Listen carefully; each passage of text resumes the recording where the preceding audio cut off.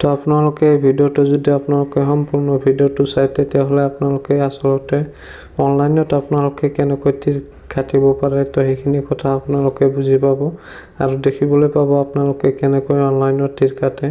আৰু যদি আপোনালোকে অনলাইনত তীৰ কাটিব খোজে তেতিয়াহ'লে আপোনালোকে এই ভিডিওটো সম্পূৰ্ণ ভিডিওটো চাই থাকিব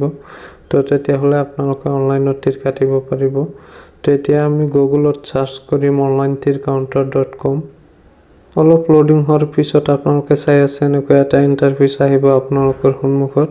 আপোনালোকে একেবাৰে ওপৰত যে আছে onlinetircounter.com তো আপোনালোকে তাতে ক্লিক কৰিব ক্লিক কৰাৰ পিছত আপোনালোকে চাব এনেকৈ এটা ইন্টাৰফেস আহিব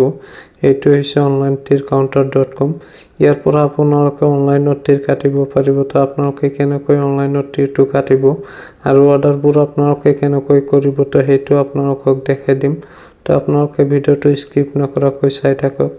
তেতিয়া যদি আমি ইয়াৰ পৰা অৰ্ডাৰ কৰিব খোজো নম্বৰবোৰ তেতিয়া আমি শপ নাওত ক্লিক কৰিম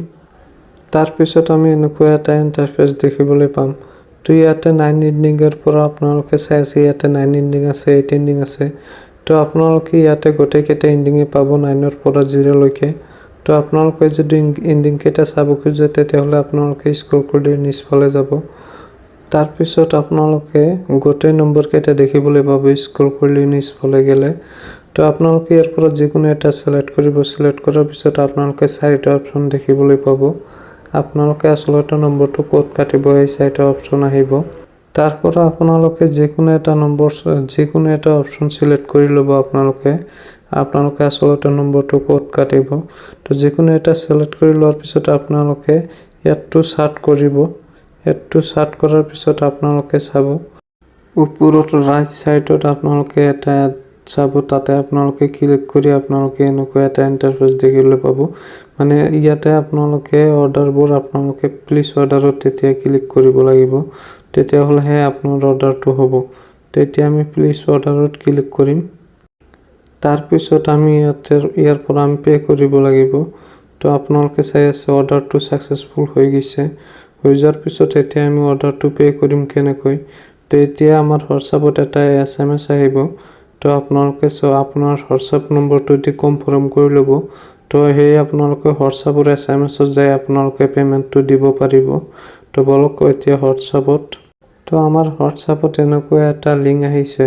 তো এই লিংকটোৰ পৰা যদি আমি পে'মেণ্টটো দিব খোজোঁ তেতিয়াহ'লে আমি ইয়াতে onlinetircounter.com অৰ্ডাৰ ষ্টেটাছত আমি ক্লিক কৰি ইয়াৰ পৰা আমি পে'মেণ্টটো দিব লাগিব। তো আমি তাতে ক্লিক কৰিম। তাৰ পাছত আমি এনেকুৱা এটা ইণ্টাৰফেচ দেখিবলৈ পাম।